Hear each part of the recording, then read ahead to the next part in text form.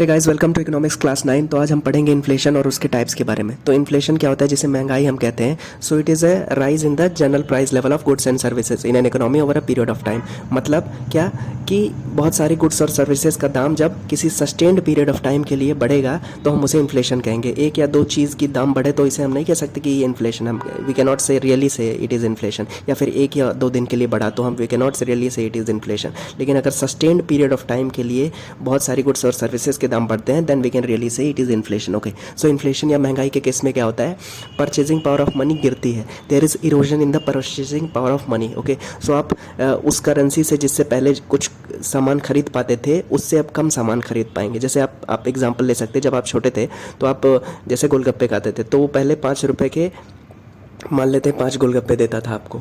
लेकिन अभी अगर आप सेम चीज़ देखेंगे तो अभी आपको 25 रुपये या 30 रुपये में वो 5 गोलगप्पे मिलेंगे। मतलब क्या हुआ कि आप उतना ही अमाउंट ऑफ सामान जितना पहले खरीद पाते थे किसी सर्टेन अमाउंट ऑफ मनी में, अब उससे ज़्यादा पैसे खर्च करने पड़ रहे हैं वही चीज़ खरीदने के लिए। ओके, सो इस केस में क्या होगा, erosion in the purchasing power of money, ये हम कह सकते हैं। और किसी एग्जांपल से समझना चाहे तो मान लेते हैं 2013 में 1 किलो गेहूं का दाम था 50 रुपये, लेकिन 2016 में उसका दाम 80 रुपये हो गया।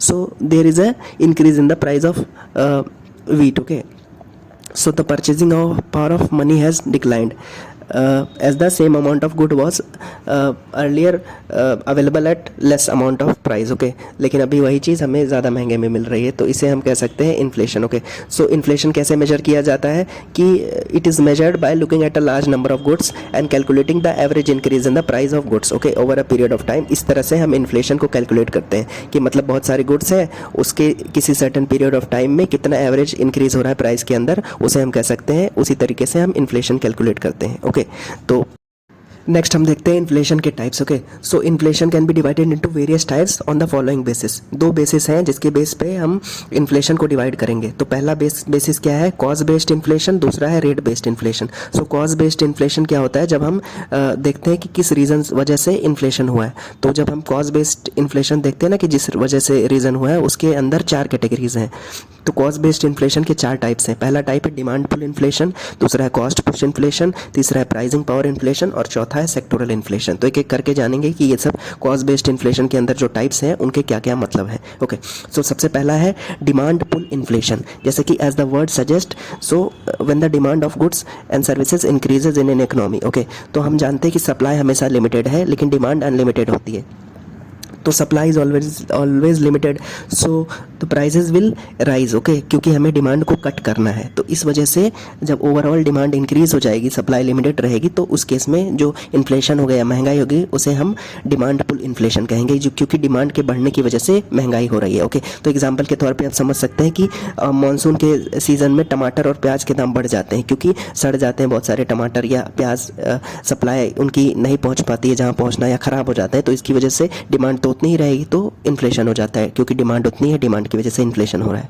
So the vicious cycle of demand and supply control the prices. इस तरह से प्राइस कंट्रोल होता है मार्केट के अंदर। डिमांड और सप्लाई की फ्लक्चुएशन की वजह से प्राइस चेंज होती है। ओके, सो दूसरा टाइप ऑफ इन्फ्लेशन है जो कॉज बेस्ड इन्फ्लेशन के अंदर आता है, वो है कॉस्ट पुश इन्फ्लेशन। जैसे कि as the word suggest, cost push inflation, मतलब किसी चीज़ को प्रोड्यूस करने में पहले जितने पैसे लगते थे अब उससे ज़्यादा लग रहे हैं, तब कॉस्ट पुश इन्फ्लेशन होता है। ओके, तो जैसे कि when there is increase in cost of production of goods and services. Okay, ये दो तरीके से हो सकता है। या तो हो सकता है कि लेबर का दाम बढ़ गया, दूसरा केस ये हो सकता है कि रॉ मटेरियल का दाम बढ़ गया। मान लेते हैं आप केक बनाते हैं कि फैक्ट्री है आपकी, तो आपका कॉस्ट पुश इन्फ्लेशन आपको सफ़र करना पड़ रहा है। ये क्यों हो सकता है, मान लेते हैं कि जो लेबरर्स हैं उनके प्राइजेस बढ़ गए या वेजेस बढ़ गए, उनके मेहनताना आपको ज़्यादा देना पड़ रहा है। इसकी वजह से जो फिनिश्ड प्रोडक्ट होगा उसके दाम में बढ़ोतरी होगी। तो ये एक हो सकता है रीज़न कॉस्ट पुश इन्फ्लेशन का। दूसरा रीज़न हो सकता है कि रॉ मटेरियल्स महंगे हो गए। जो चीनी आप यूज़ करते थे शुगर के लिए, जो क्रीम यूज़ करते थे केक के लिए, या मशीन्स का जो दाम है वो बढ़ गए हैं, या फिर उनकी मशीन की सर्विसिंग है वो महंगी हो गई है, या रिपेयर करने में ज़्यादा पैसे जा रहे हैं। तो इसी वजह से कॉस्ट ऑफ प्रोडक्शन में बढ़ोतरी होगी, जिसकी वजह से फिनिश्ड गुड का प्राइस बढ़ेगा। तो इसकी वजह से जो इन्फ्लेशन होता है उसे हम कॉस्ट पुश इन्फ्लेशन कहते हैं। ओके, सो तीसरा जो हम देखते हैं, जैसे कि कॉस्ट पुश इन्फ्लेशन में हम जैसे देख सकते हैं कि हाई पेट्रोल और डीजल के प्राइस अफेक्ट करते हैं फ्रूट्स और वेजिटेबल के प्राइस को। इस तरीके से हम कॉस्ट पुश इन्फ्लेशन का एक एग्जांपल देख सकते हैं। तीसरा केस है प्राइसिंग पावर इन्फ्लेशन। तो प्राइसिंग पावर इन्फ्लेशन क्या होता है, इसे हम एडमिनिस्ट्रेड प्राइस इन्फ्लेशन भी कहते हैं या फिर ओलिगोपोलिस्टिक इन्फ्लेशन भी कहते हैं। इसके केस में क्या होता है कि जब बिजनेस ओनर्स होते हैं, इंडस्ट्रीज, उनको अपना प्रॉफिट मार्जिन बढ़ाना होता है अपने गुड्स और सर्विसेज के उस पर। मान लेते कि कोई कार मैन्युफैक्चरर है, अब उसके स्टील के दाम में बढ़ोतरी हो गई, तो अभी उसके उतना ही 20% पहले वो मुनाफा लेता था, अभी भी 20% मुनाफा लेना चाहता है, तो वो क्या करेगा कि प्राइसेस बढ़ा देगा। ओके, तो उस केस में जब वो प्राइसेस बढ़ा देगा तो उस इन्फ्लेशन को हम प्राइसिंग पावर इन्फ्लेशन कहेंगे या फिर एडमिनिस्ट्रेड इन्फ्लेशन कहेंगे, क्योंकि ओलिगोपोलीज जो इंडस्ट्रीज़ है ना, उनके पास प्रॉफिट मेंटेन करने का मौका होता है, क्योंकि वही प्राइस डिटरमाइन करते हैं। तो इस केस में हम इसको कहेंगे प्राइसिंग पावर इन्फ्लेशन। ओके, तो जो चौथा है कॉज बेस्ड इन्फ्लेशन के अंदर, जिसे हम सेक्टोरल इन्फ्लेशन कहते हैं। सो जब हम इस सेक्टोरल इन्फ्लेशन में क्या होता है कि जब किसी एक सेक्टर में प्राइस की बढ़ोतरी देखने को मिलती है। फॉर एग्जांपल जैसे हम देखते हैं कि जैसे कि फ्लाइट वगैरह में, एयरक्राफ्ट में जो फ्यूल यूज़ होता है उसके दाम बढ़ गए, ATF जिसे हम एयर टर्बाइन फ्यूल भी कहते हैं। तो उसकी वजह से क्या होती है, फ़्लाइट के दामों में बढ़ोतरी हो गई, टिकट के फेयर्स में बढ़ोतरी हो गई। तो इसके केस में हम कह सकते हैं कि ये सेक्टोरल इन्फ्लेशन का एग्जाम्पल है, क्योंकि ये हमें इन्फ्लेशन बताता है किसी एक सेक्टर में प्राइस के इंक्रीज़ होने का। ओके, सो ये एक एग्जाम्पल है सेक्टोरल इन्फ्लेशन का। दूसरा बेसिस है जिसके बेस पे हम इन्फ्लेशन को डिफरेंशिएट करेंगे, जो वो है रेट बेस्ड इन्फ्लेशन। तो रेट बेस्ड इन्फ्लेशन के कुछ टाइप्स होते हैं, जैसे कि कॉस्ट बेस्ड इन्फ्लेशन के हमने टाइप्स देखे, उसी तरीके से रेट बेस्ड इन्फ्लेशन के कुछ टाइप्स होते हैं, जैसे कि creeping inflation, trotting inflation, hyper inflation या फिर गैलोपिंग इन्फ्लेशन। तो एक एक करके जानेंगे। क्रीपिंग इन्फ्लेशन किसे कहते हैं? As the name suggest, it is creeping. Okay, इसमें इन्फ्लेशन का रेट 1 से 5% के बीच में होता है, उसे हम क्रीपिंग इन्फ्लेशन कहेंगे। तो इस तरह का इन्फ्लेशन हमें इकोनॉमी में ज़रूरी भी है, क्योंकि ये हमें बताता है कि इकोनॉमी के अंदर डिमांड जनरेट हो रही है और इकोनॉमी ग्रो कर रही है। Okay, so such type of inflation is we can not just neglect it. Okay, so it is inevitable, मतलब होगा ही इस तरह का। इतना इन्फ्लेशन तो इकोनॉमी के अंदर, अगर कोई ग्रोइंग इकोनॉमी है तो उसमें इतना इन्फ्लेशन जायज़ है, होना चाहिए, क्योंकि अगर नहीं होगा तो हम देखेंगे कि महंगाई, जैसे इकोनॉमी के अंदर ग्रोथ हो ही नहीं रही है, डिमांड हो ही नहीं रही, इतना इन्फ्लेशन जायज़ है और मैनेजेबल भी होता है। इसे हम क्रीपिंग इन्फ्लेशन कहते हैं, 1 से 5% के बीच में होता है। दूसरा केस है ट्रॉटिंग इन्फ्लेशन। जब क्रीपिंग इन्फ्लेशन को कंट्रोल नहीं कर पाते हैं तो ट्रॉटिंग इन्फ्लेशन आ जाता है। ट्रॉटिंग इन्फ्लेशन में इन्फ्लेशन का रेट 5 से 10% का होता है, which is higher than creeping inflation.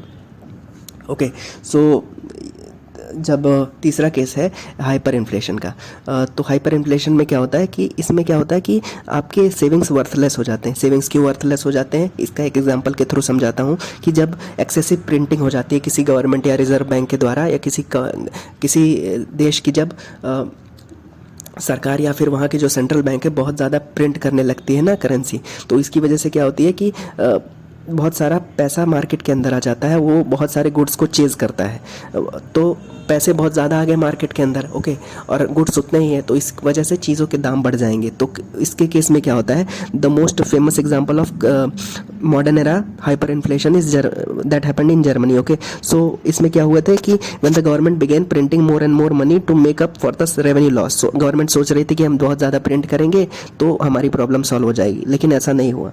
तो एक्सेसिव प्रिंटिंग की वजह से प्रॉब्लम हो गई देश में कि बहुत ज़्यादा डिसरप्शन कॉज होने लगा और लोगों की सेविंग्स वर्थलेस हो गई। Okay, so it is a problematic situation when there is rapid escalation of prices of goods and services. Okay, it can be more than 50% per month. Okay, so ये एक problematic situation है hyper inflation का, जब excessive printing हो जाती है currency की।